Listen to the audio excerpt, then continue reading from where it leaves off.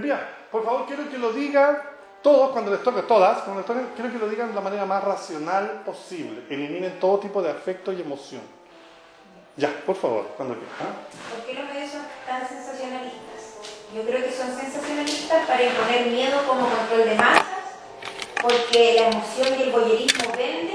La gente busca emociones en los medios porque sus vidas son mecánicas y carentes de estas, para mostrar la realidad como ficción y ocultar otro tipo de noticias que son realmente importantes, como lo que está sucediendo con las legislaciones, por ejemplo. Bien, ¿cuánto hubo de razón y cuánto de emoción en lo que ella dijo? En porcentaje. 80% razón, 20% emoción, por ahí. Por favor, ustedes. No sé. 100% de razón.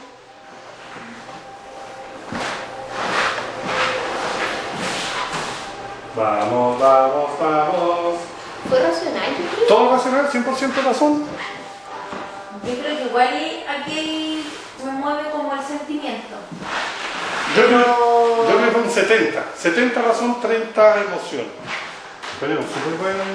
Voy a poner aquí 70. Voy a poner aquí 70. Ya. Por favor, ¿cuál fue la suya? ¿Por qué Estados Unidos sigue con Donald Trump? Sí, la que usted prefirió, la que usted copió. Ya. Vamos.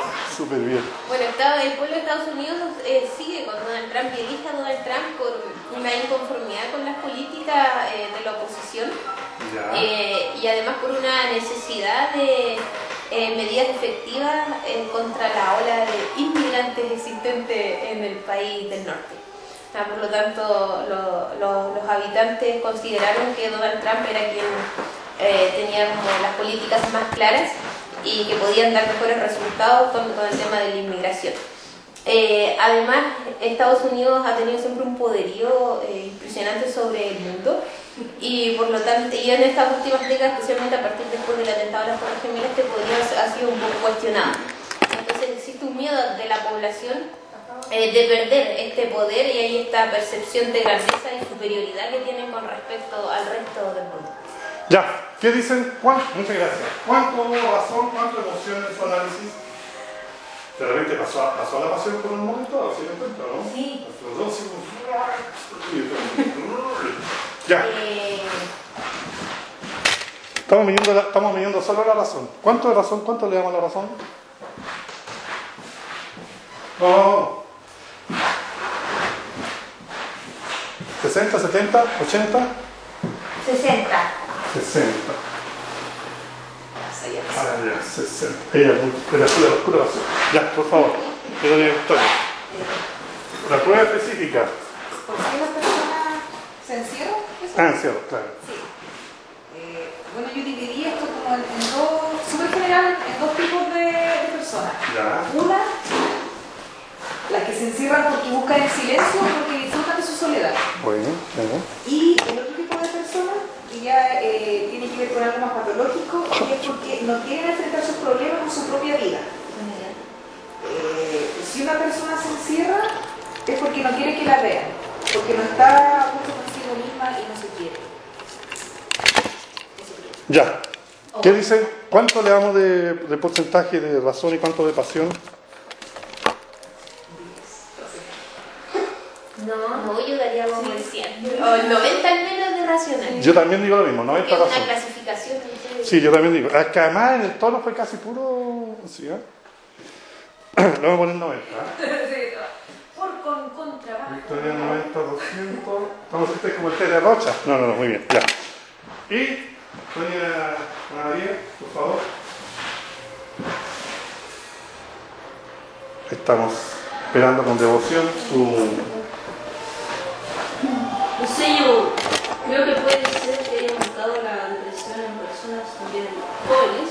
Ya, Puede influir en parte el estilo de vida que cada persona tiene, ya. ya que igual a crecer como que estamos en un nivel mecánico, metidos en la tecnología, metidos en el trabajo, metidos en otras cosas que nos hace perder el tacto. Entonces también por una depresión quizás, porque no vivimos quizás con tanta tecnología, tanta... No sé, si uno entra al metro, están toda la mañana con la cabeza abajo, nadie es capaz de mirar, o están, muy pocas personas están con un libro, están todos chateando, todas las redes, y se pierde como un poco de humanidad, quizás. Ya. Perderse igual en parte la humanidad, entrando en no sé, en una área sola, depresiva, o sea, en vez de hablar con una persona, ya se habla a través de una persona, siempre a través de un aparato. Entonces eso va aislando también a la persona y va entrando en la depresión. Súper, muchas gracias. Es que yo quedé demolido con lo que dijo. ¿Cuánto de razón y cuánto de emoción hubo en su relato?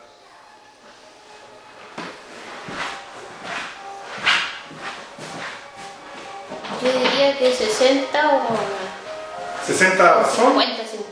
50-50. Porque cuando habló sola y hizo las preguntas y el cuestionamiento. Yo creo que fue como 30% de razón o 40% de razón. Voy a poner 40 de razón. 40. Ya, bien. ¿Qué quiere decir con esto? Que es difícil separar las dos cosas, porque vivimos nosotros en esas dos. Y más encima si ustedes son actores o actrices, entonces es más difícil porque nosotros estamos llenos de emociones todo el rato. Entonces es muy difícil, pero es que vivimos una época, siglo XIX al inicio, en que lo que predominaba era la razón. Eso es lo que quería como empezar a explicar. El siglo XIX es el siglo más largo de la historia. Espero que al final se lo pueda demostrar. Lo que predomina es la razón. Es la época de Napoleón, ¿se acuerdan, no? Que lo vimos la sesión pasada, cuando invadió España. Sí. Y quedó la escoba y vino la independencia. Estábamos en la ilustración, y en la ilustración el reflejo en la literatura del neoclasicismo, en el teatro. Bueno, ¿y qué pasó aquí? Los países se empiezan a independizar en América porque vimos que no pasaba nada con el rey, que los reyes, y empiezan a surgir una fuerza común. Fíjese que nosotros siempre hemos aspirado a lo que quería Simón Bolívar, y en un momento lo tuvimos, porque ¿quiénes generaron las independencias? Los criollos. Ubicar los criollos, ¿no es cierto? Si yo digo, no las galletas, sino que los criollos. Hay unas galletas que se llaman criollitas y son ricas. Debería haber traído criollitas, ¿cómo se me borró? Debería haber traído. Ejemplo, una criolla para cada uno. Habría sido bueno, mucha que. Entonces, las independencias se deben a los criollos, porque estuvimos todos los criollos de acuerdo en separarnos y resolver, alejarnos de los españoles. Se lo debemos entonces. Eso. Y el gran movimiento que era el neoclasicismo. El movimiento es el neoclasicismo. Oiga, ¿y para qué sirve el neoclasicismo? El racionalismo. Gracias a él nosotros pudimos generar la corriente del humanismo. No sé si han oído alguna vez a ver esa palabra rara, donde empezamos a pensar el hombre sobre toda la cosa. Porque saben que imperaba anterior la gran corriente escolástica, es decir, todo se analizaba desde la visión teológica o de Dios. La escolástica, que fue algo que quizás puede haber sido en un momento interesante, pero fue finalmente bastante angustiante y aplastante. Por eso el humanismo, el racionalismo vino a solucionar muchos de estos problemas. Pero además el neoclasicismo sirvió para que nosotros pusiéramos orden en nuestras ideas, ordenáramos las ideas, afirmó el humanismo, la libertad y el progreso. Humanismo, libertad, progreso. Y lo otro que sirvió para que estudiáramos la naturaleza. Usted ubica a Darwin, ¿no es cierto? Sí. Bueno, él vino en este video para acá. Bueno, y a Darwin, a propósito de lo que usted dice, le tocó un tremendo terremoto acá en Chile. ¿Ah? Él casi no ha conocido un terremoto y acá le tocó uno terrible. Y bueno, el estudio de la naturaleza. Gracias a la ilustración, al neoclasicismo. Fíjense que en América Latina, cuando se hablaba de romántico en esa época, se referían a extravagante. Qué romántico, era como qué extravagante, qué raro. Eso era romántico. Qué absurdo, qué grotesco. Esa era la palabra romántica. Nada que ver con lo que nosotros pensábamos antes. Yo les quiero mostrar en nuestra secuencia, veamos algo, si se puede. Cine en su casa. Sí, qué chistoso. No sé si... Ojalá no se aburra mucho con esto, pero por lo menos es para que sea un poco más didáctica la sesión. No hay nadie. Bueno. ¿Qué pasó? ¿Qué le falta? Libertad, progreso y diferencia. Estudio de la naturaleza, humanismo.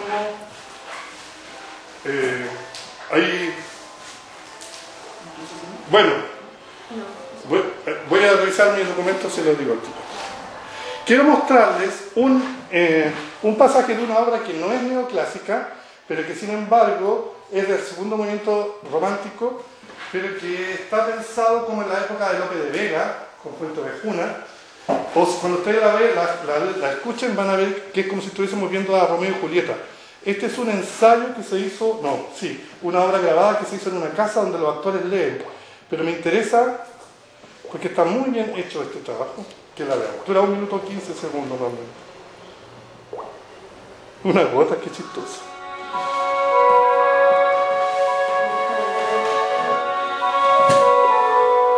No, si está, se ve mejor, se ve mejor. La hija del rey. Vos sois un hombre. Yo soy. Yo que por mi dicha vengo, si me oís, ángel hermoso. Teneos por dichoso. Por tal señora me tengo.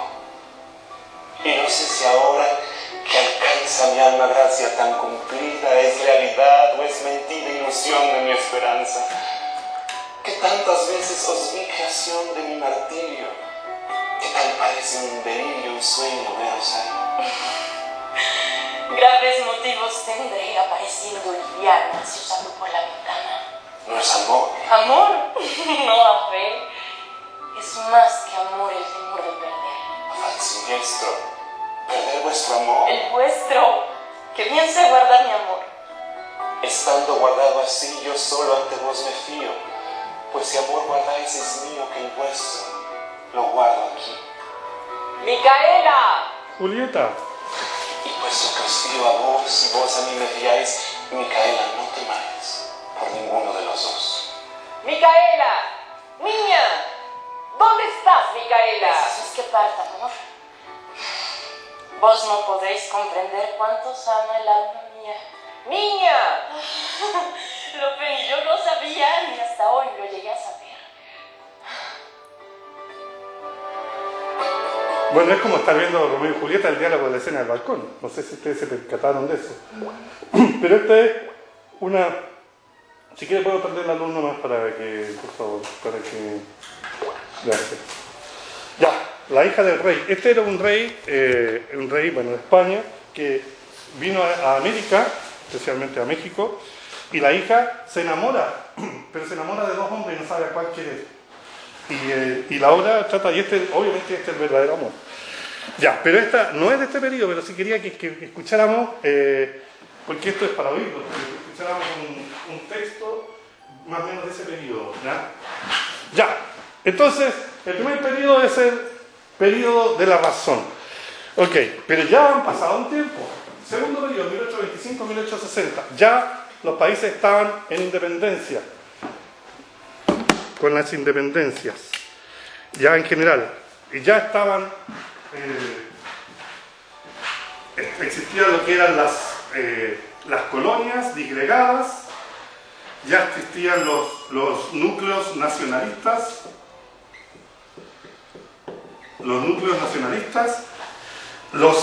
fíjense, caudillos. Nosotros teníamos caudillos. De hecho, Manuel Rodríguez era un caudillo que le costó caro ser caudillo. Y había una gran corriente que luchaba aquí, el absolutismo, porque nosotros, aunque éramos libres, teníamos un poco la misma idea que teníamos como en Europa, los reyes, versus los liberalismo. Esto se daba en América en general. Esto costó muy caro porque le costó el destierro a mucha gente. ¿Se acuerdan? A O'Higgins le costó el destierro. Bueno, en fin, ya. Eso pasaba aquí. Y se daban dos corrientes románticas aquí. Pero aquí se da la primera en realidad. Romanticismo. Ya. ¿Qué pasó? Salimos del neoclasicismo y entramos en el romanticismo. Pero en el romanticismo se daba, porque ya no empezamos a conocer, pero se daba en la primera vertiente, que es la que está en este periodo, se da, que es una cosa muy extraña. La primera línea de la vertiente es aquellos que quieren seguir con la monarquía. Ya éramos independientes, pero queremos seguir con la monarquía. Entonces sería aquellos que quieren seguir con la monarquía, como en el caso de un peruano, como un peruano, que se llama Felipe Pardo Aliaga. Felipe Pardo Aliaga. Él escribía teatro romántico, pero con la idea de querer exaltar a los españoles para volver con ellos. Y estaba la segunda, que era los que querían la independencia. Románticos con independencia. El peruano Manuel Asensio Segura. Los dos son peruanos. Uno, Felipe Pardo, quería el romanticismo, quería volver a la época de los reyes, y el otro quería las independencias. Esta es la época en que en Chile existe un señor llamado Alberto Bles Gana. ¿Les suena? El autor de una novela preciosa que se llama Martín Rivas. Alberto Bles Gana. Bueno, Alberto Bles Gana era un romántico que quería la independencia. Cuando ustedes ven, o no sé si han visto esa película, está en internet, yo creo, Martín Rivas, pero es preciosa. Es una película que se hizo como en 6 capítulos distintos acá. Ya. ¿Qué pasó? Ya. En este periodo entonces pasamos de lo neoclásico a lo romántico. Fíjense que es difícil pasar del neoclasicismo al romanticismo. Es muy difícil. ¿Quién lo logró? Un señor que ustedes ubican, que fue el fundador de la Universidad de Chile. ¿Cómo se llama? Andrés Bello. Fíjense que Andrés Bello tiene una característica bien curiosa. O sea, no sé cómo curiosa decir la palabra, pero él era censor del teatro. Eso lo vamos, cuando les toque con el profe de teatro chileno, se van a acordar. Porque él leía las obras y decía quién podía darla y quién no. Esa fue una cosa que existió hasta hace muy poco tiempo, acá en Chile. Andrés Bello. Y él, entonces, él fue uno de los que pasó del romanticismo, del neoclasicismo al romanticismo. Lo otro que quería decirles es que en América los artistas se iban a Europa, especialmente a Inglaterra. Acuérdense, Simón Bolívar, O'Higgins, todos se iban a Inglaterra. Y allá adquirían todo el pensamiento, pero también influenciado por los franceses, pero se traían la visión inglesa. En cambio, los argentinos se iban a Francia. Entonces, el romanticismo argentino es distinto. ¿Cómo calificarían, de hecho lo vimos en Universal nosotros, el romanticismo francés versus el inglés? Uno es mucho más duro que el inglés, es mucho más duro. El francés es mucho más suave. Es mucho más suave. El romanticismo. Bueno, adelante, ya. En Argentina. Bueno, acuérdense que el romanticismo habla de los impulsos, la pasión. Venía libre. Sí, compañero de ustedes, ¿cómo se llama? Alexis, ¿preparás que está afuera? Yo pensé que hablaba solo. No, todavía no. De eso de 10 a 1 nomás. Ya. Entonces, lo espontáneo, la pasión, la inspiración libre, todo eso estaba en este periodo. ¿Ya? Bueno, y lo último lo otro interesante que me parece para rescatar es que es muy curioso en este periodo, en América sobre todo, ¿cuáles eran los grandes centros indigenistas de América? ¿Se acuerdan? Sí, pues si lo vimos en los imperios. ¿En qué países estaban? México, México, Perú, Honduras. Ya, en esos países, en esos lugares, se hizo un culto a los indígenas pre-colonia, prehispanos. Entonces, eran puras obras preciosas con los ritos y todo. Quizás había como un deseo de poder lavar las culpas que estaban teniendo. Había un culto a ese tipo de indígenas. Pero en Argentina se daba un teatro contra los indígenas muy fuerte, tan fuerte que se llamó la tradición, porque ellos querían mantenerse como estaban, no como el resto de los países. Argentina fue el único país distinto, la tradición. Bueno, en una comedia de esta época se llama A ninguna de las tres,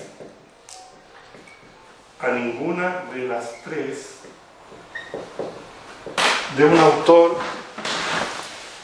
A ninguna de las tres, de un autor mexicano llamado Fernando Calderón. Aquí tengo una foto. Fernando Calderón, de autor mexicano. Es una foto de una obra, de un ensayo, pero para que la vean nomás. Es con luz de sábana, ¿no? No hay que entusiasmarse. Ya, acá está. Ya, fíjense, este pobre padre que tiene que educar a 3 hijas bastante mañosas. Es un padre romántico que tiene que educar a 3 hijas bastante mañosas. ¿Y cuál de las 3 quiere hacerle menos caso al padre, en realidad? Y entonces habla un poco de la vanidad, del orgullo de la mujer. Fíjense que un autor chileno, el Carlos Cariola, hizo una obra que se llama Usted habla francés, que tiene bastante que ver con esto. En esa época los autores se pasaban el dato, en realidad. Pero, entonces, a ninguna de las 3. Esta obra es de este periodo, netamente. Y quería que vieran una imagen del neoclasicismo en general, cómo eran las casas. Miren, qué preciosas eran las casas, los vestidos, las casas.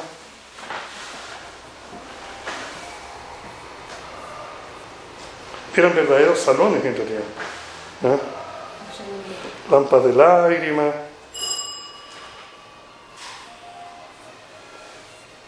Ok, ya.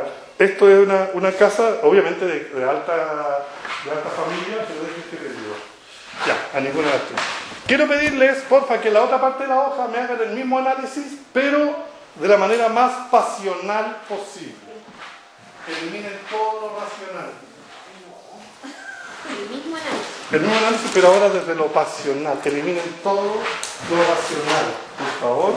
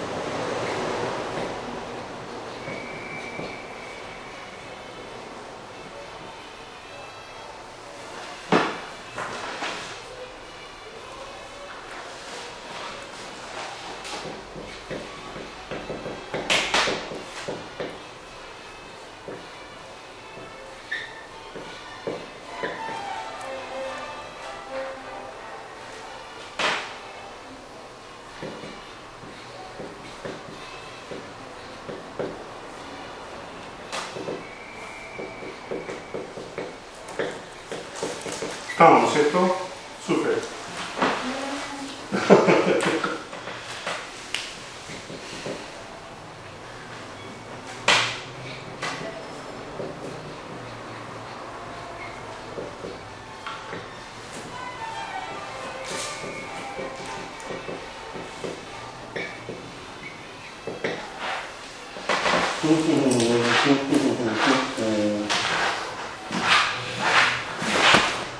Ta, ta, ta, ta, ta.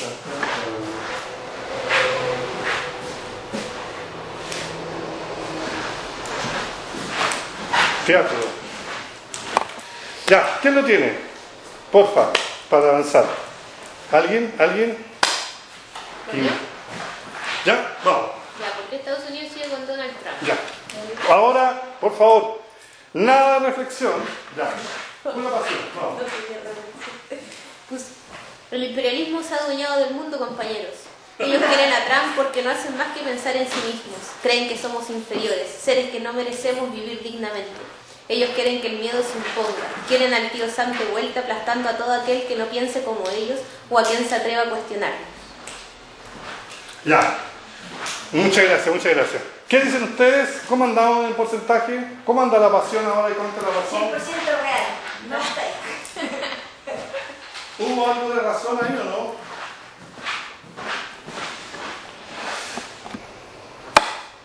¿Cuánto le damos? ¿Le damos a la pasión? ¿80, 70, 50, 90, 100?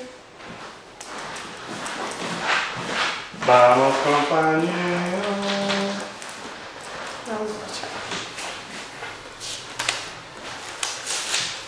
Ya, yo le voy a poner, si no tengo el apoyo de ustedes, voy a poner un 70% de ¿De pasión? Sí. Estuvo bastante bien, estuvo bastante bien, estuvo bastante bien. Bien. Ya. ¿A quién más? ¿Usted? Ya. Ya. ¿Por qué Ya. los medios son tan sensacionalistas? Sí. Porque los medios son liderados por los poderosos del país y son ellos los que nos quieren con miedo, encerrados, sin atrevernos a salir siquiera a la calle. Quieren mostrar que los protestantes son agresivos, que marchar es peligroso, que la gente es tonta, que somos tontos. Creen que estamos en caos, que creamos que estamos en caos para justificar las fuerzas normativas y su uso de fuerza desmedida, hacernos sentir en el limbo que vamos a morir y que somos vulnerables. Ya. Vamos. ¿Qué dicen? ¿Qué dicen? Yo tengo claro mi porcentaje de ese análisis. Ay, No, usted no, porque usted no es objetiva consigo mismo, Sí. pero ¿cuánto le damos? ¿80, 60, 40? ¡Qué bien! Ese es está haciendo un Lassie. Esa es la comedia del arte, un gran Lassie, se lo felicito. Úselo cuando lo necesite.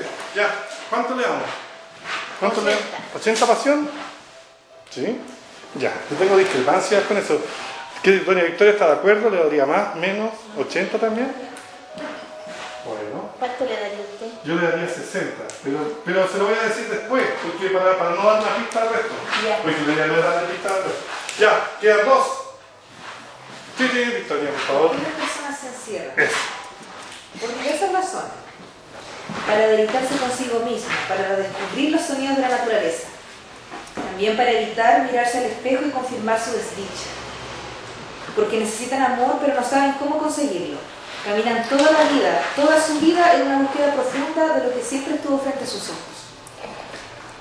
Qué fuerte, estaba como para escribirlo en una carta al director. tenemos miedo. Ya, ¿cuánto le damos de pasión a eso? Yo le pondría como 60. 60 pasión. 90.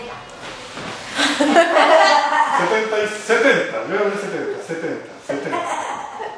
Después voy a explicar. Y doña Ana María, por favor.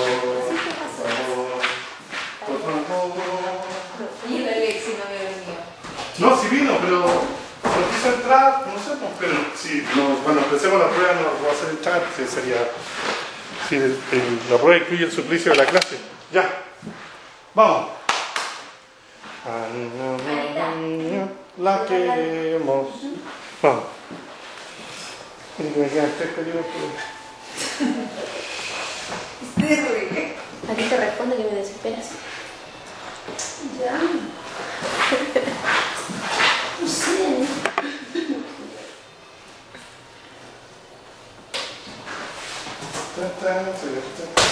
No sabía dónde venía esa música de la tirana. Del parlantito.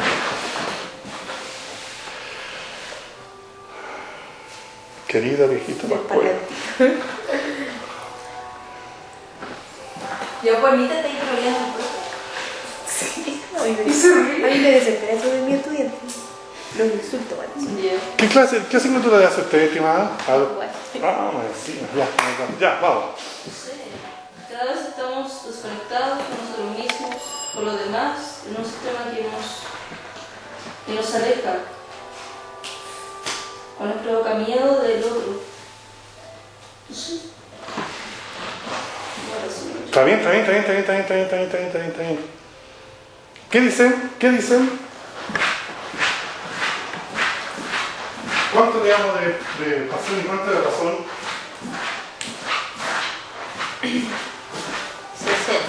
60 de pasión. ¿Alguien más? ¿Menos?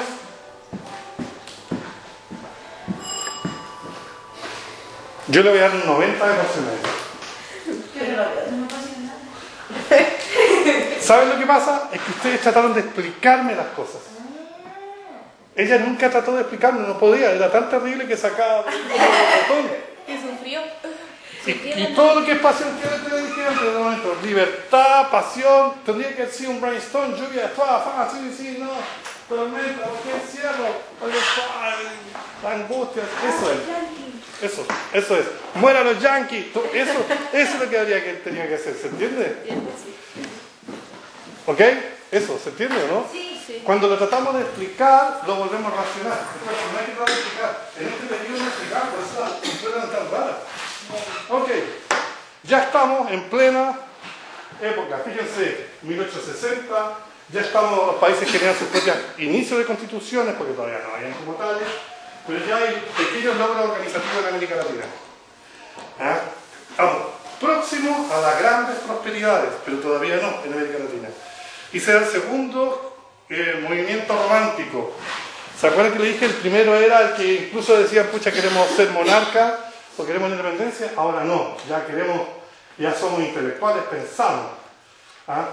Pero fíjense que estaba un movimiento bien curioso, que eran los románticos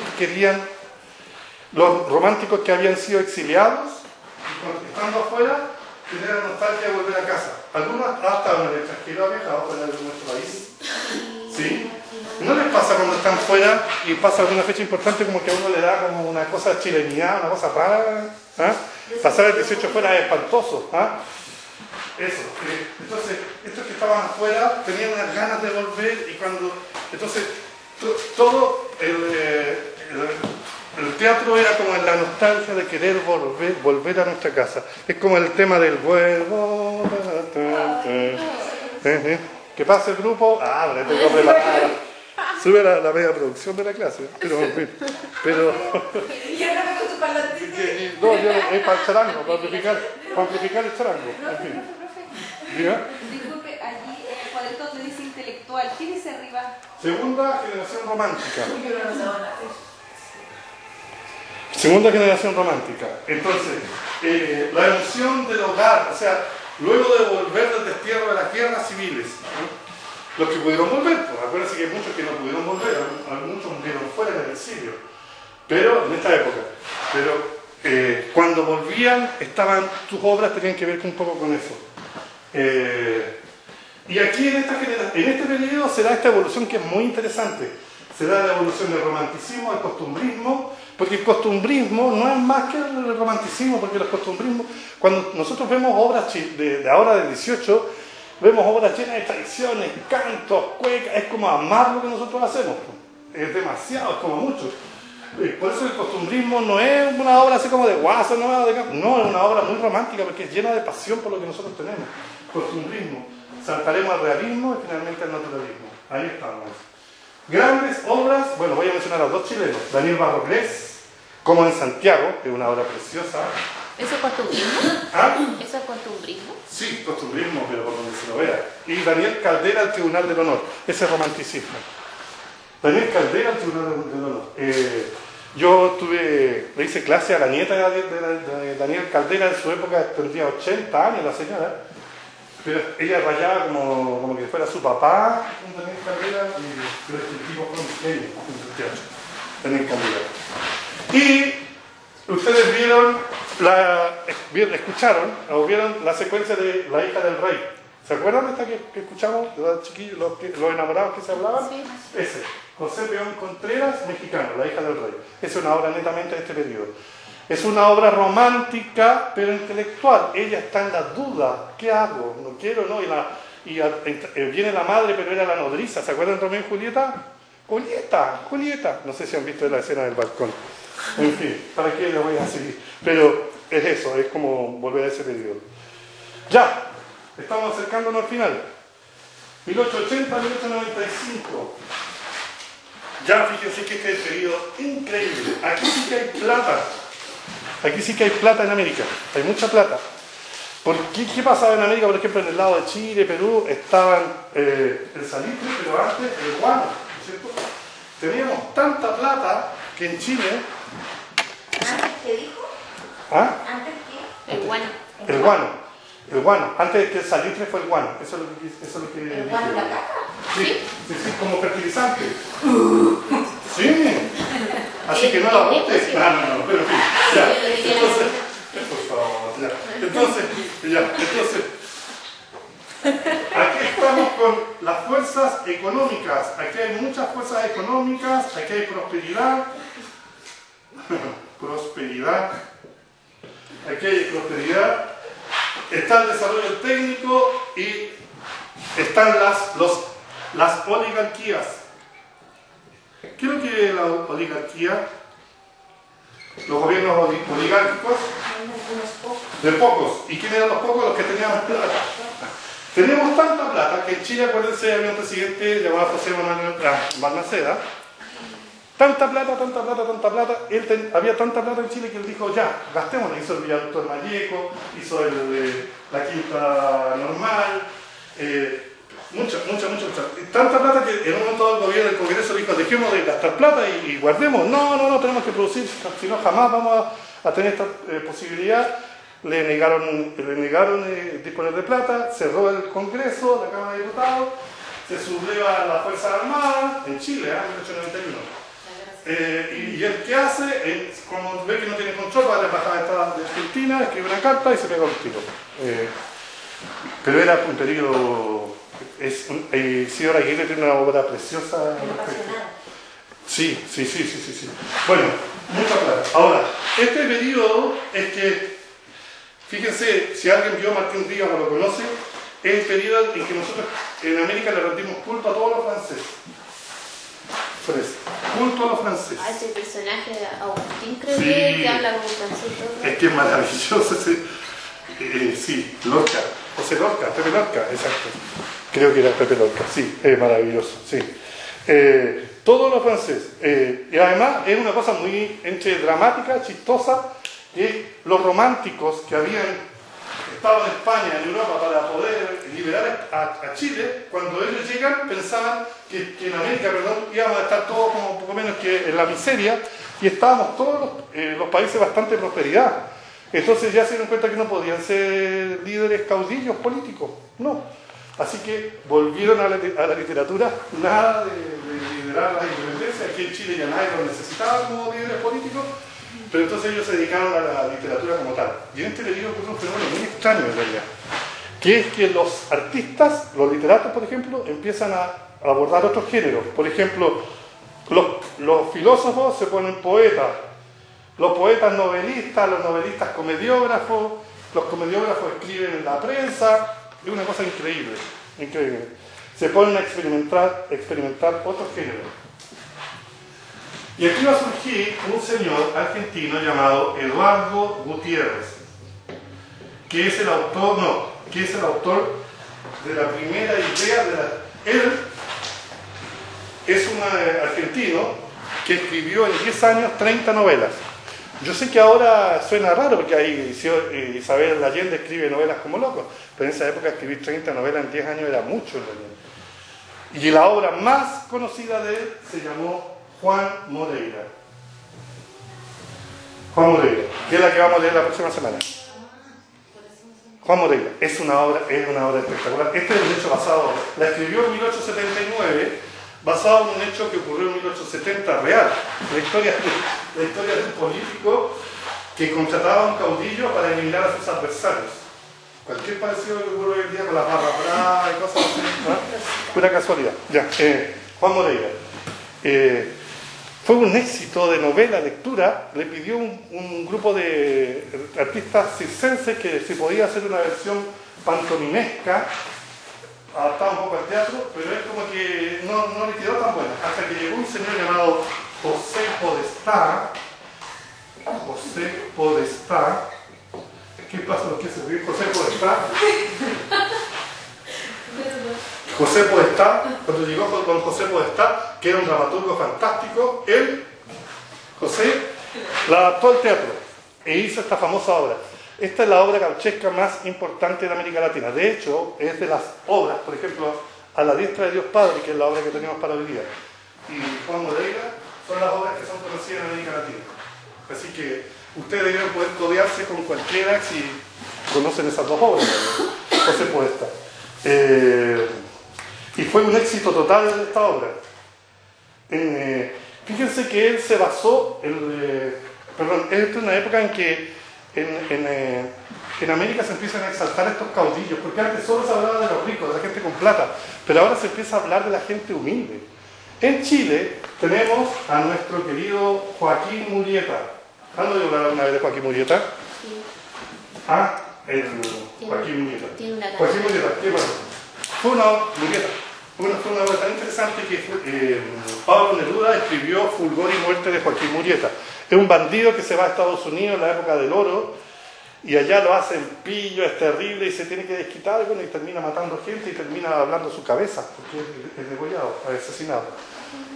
Pero Neruda se basó en una obra que escribió Antonio Acevedo Hernández, el autor de Chañarcillo, que se llamó Joaquín Murieta. Entonces es una obra que se empieza a hablar como de la gente humilde que hace cosas. Bueno, ustedes dirán, pero las varias cosas que hacen. Pero es que donde empiezan a tener protagonismo la otro tipo de gente, no a la gente de clases altas. Pero para que vean a Murieta, aquí le pedí que posara para mí. ¿Está cantando usted? Muy bien, la felicito ya, muy bien. Bueno, aquí está Murieta, un tipo bien galanzote, enfrentado a los soldados. Decían que para matarlo había que conseguir 2 grupos de soldados, de 8 o 10 para poder matarlo, porque él mataba a todo el mundo. La obra parte al tiro con una traición y él asesinando al tiro. Las primeras 4 páginas, muerte al tiro, y él es muy violento y crudo, pero es porque han sido muy injustos con él también. Bueno, Joaquín Murieta. Aquí quise sacarle una foto. Aquí está una foto de A la diestra de Dios Padre, de 1850 y tanto. Por aquí están Peralta, San Pedro, y aquí está la versión ya más clásica, ¿no? Que todo el mundo debería entender. La muerte. Salud. Joaquín Murieta. Bien. Y el último periodo, ya ahora vamos a ver un video, pero el último periodo, que es, ya estamos en 1895-1910, salud, industrialización. Estamos en plena industrialización. El capitalismo en pleno. Fíjense que esta era una época en que existió una corriente que se llamaba el futurismo. No sé si han oído hablar alguna vez de esa corriente filosófica, que es que todo tiene que ver como con los metales, con los fierros, las construcciones grandes, porque el imperio del metal en este periodo, el futurismo, el capitalismo. Y ya en esta época España pierde sus últimas colonias. Acuérdense que en España, en el caso de Chile, cuando lo empiezan a coronar, ¿cuál es el último producto donde están los españoles? Exacto, Chiloé. El Chiloé, hasta 1860 más o menos, ahí se expulsan recién a los españoles en Chile. Pero en otros países fue difícil sacarlo. ¿Qué pasó? ¿Que se enorgullecen? ¿De haberlo sacado? Sí. Salud. Debe ser último. Esta es la época del modernismo. Esta es una corriente artística. Así como el romanticismo, ¿contra quién luchaba? ¿A quién desplazó el romanticismo? No, el romanticismo, el naturalismo viene después del... Fíjense, dice romanticismo, costumbrismo, realismo, naturalismo. Al neoclasicismo, a la idea, a la razón, la pasión versus la razón. Por eso ustedes hicieron ese trabajo, ¿ya? Pero el modernismo va a querer luchar contra el romanticismo. ¿Por qué? ¿Cómo escriben los románticos? Escriben en verso, lleno de flores, tirando muchas ideas desordenadas. El modernismo escribe en prosa y trata de hacer las cosas lo más naturales posible. Lo más natural posible y en prosa. Ese es el modernismo. Un ejemplo aquí, Rubén Darío. No sé si han oído hablar de Rubén Darío. No, en fin. Rubén Darío. Ya. Pero para que sepan, mientras aquí estamos en el modernismo, en París estábamos en el simbolismo. ¿Se acuerdan lo que le dijo el profesor de historia el año pasado del simbolismo? El simbolismo usaba tres conceptos, que eran la intuición pensante, todo corresponde con todo, y el arte total. ¿Se acuerdan de esas tres cosas? Sí. Imagínense todo eso raro, complejo, versus esto. Vamos a lo natural y en prosa. O sea, estábamos totalmente distintos de Europa de América, para que entendamos. Ya, entonces, esta es la época. ¿Cuándo se inventa la luz? ¿Cuándo se crea la luz? Yo sé que la pregunta que le hago que es difícil, pero a finales del siglo XIX se inventa la luz, por lo tanto empieza a haber teatros más modernos, más tecnológicos en esta época. Acuérdense que en el siglo XIX los teatros eran puros a vela nomás y chonchones, por eso la cantidad de incendios era increíble. Pero ahora los teatros se modernizan y tienen tecnologías con luz y todo eso, que era una cosa increíble en esta época. Técnico. En Argentina, ya que hemos pelado a Argentina abajo, no lo vamos a pelar ahora, nos vamos a hablar maravilloso de ellos. Ellos tienen su gran teatro gauchesco, el mismo que es conocido a nivel mundial. Es tan conocido el teatro gauchesco a nivel mundial que se desarrolla un foro donde llegan los grandes grupos de España, Italia, Francia y traen sus mejores montajes al teatro gauchesco nuestro. Hay un reportaje en televisión muy interesante que todavía existe ese teatro. Bueno, en Córdoba creo que una vez estuve en una sala parecida a esa, pero esta es de Buenos Aires, pero el teatro gauchesco. Y ahí venían las mejores compañías. Y se da un fenómeno que a mí me interesa, que se daba algo muy interesante, que es, por ejemplo, un teatro que mostraban cómo se pasaban las tradiciones, incluso las más terribles, de familia a familia. Con el mexicano Marcelino Dávalos escribió una obra que se llamó Guadalupe. Marcelino Dávalos. Esta era una obra que hablaba de cómo se heredaba o cómo se traspasaba de generación a generación el alcohol, el trago. Un padre, el hijo era borracho también, su hijo borracho. Bien terrible en realidad. Y es que es un periodo bien complejo. Un argentino, Florencio Sánchez, escribió una obra que se llama Mi hijo el doctor, que también es una obra como bien triste en realidad. Es preciosa, pero es triste. Un padre campesino manda o permite que su hijo vaya a estudiar a la ciudad medicina, y cuando el hijo vuelve de la ciudad como médico, ningunea al padre. Humilla al padre, lo humilla literalmente. El padre casi está tan humillado que siente como que ojalá no lo hubiera mandado nunca, le viene un infarto al padre, que queda la escoba. Hasta que finalmente el hijo se da cuenta de toda la embarrada que está haciendo. ¿Cómo se llamaba? Mi hijo, Florencio Sánchez, mi hijo el doctor. Florencio, sí. Mi hijo el doctor. Y quiero que veamos un video de otra obra de Florencio Sánchez que se llama Barranca Abajo. Perdón, no es aquí. Barranca Abajo, de Florencio Sánchez. Voy a mostrar unas imágenes primero y después... perdón.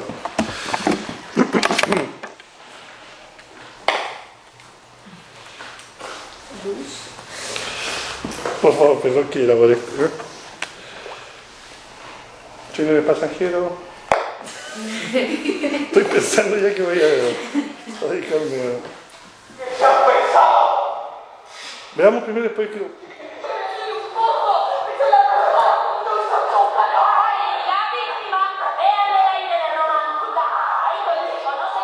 Violencia.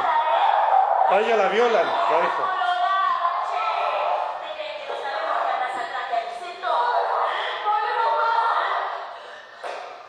los propios...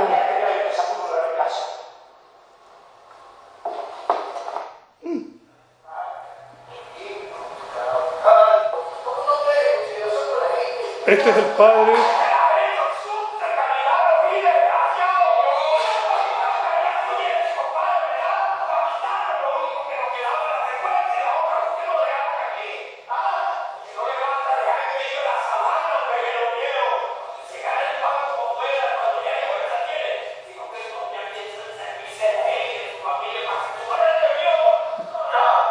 Bueno, pues quería que vieran un poco las reacciones, pero Barranca Abajo es una obra también muy, es como complicada, si quieres puedes, por favor, es una obra media complicada, es una familia hermosa al comienzo, pero que empieza a quedarse en la pobreza el padre, se dan cuenta que en América, mientras estaba en pleno pedido de plata y todo, empieza a haber familias en pobreza, ya en 1910, empieza, bueno, de a poco la migración a la ciudad, pero esta familia le violan a la hija, los hermanos empiezan a ir, la señora, como el padre está sin plata, lo empieza a despreciar y se termina yendo con otro hombre.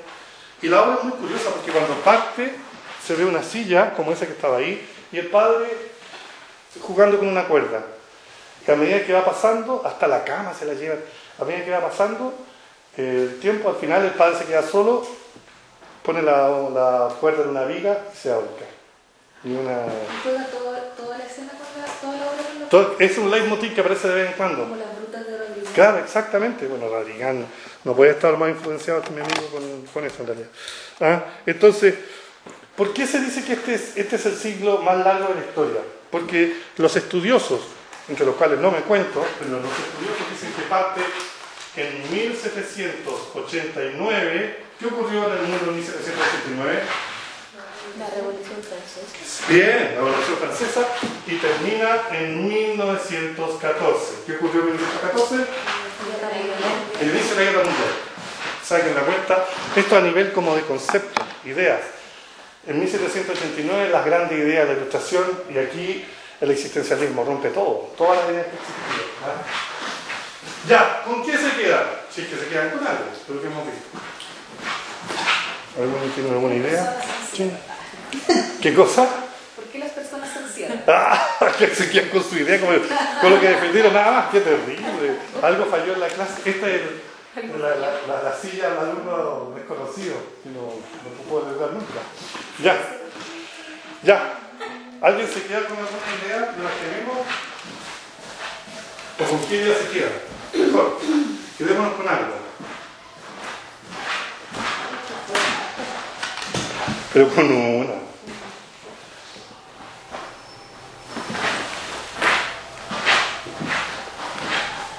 ¿Razón? Yo me quedo con razón. La razón.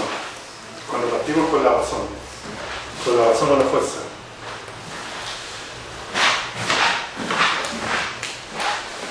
¿Algo más? Aparte de esa expresiva reacción. Pero está bien, está bien.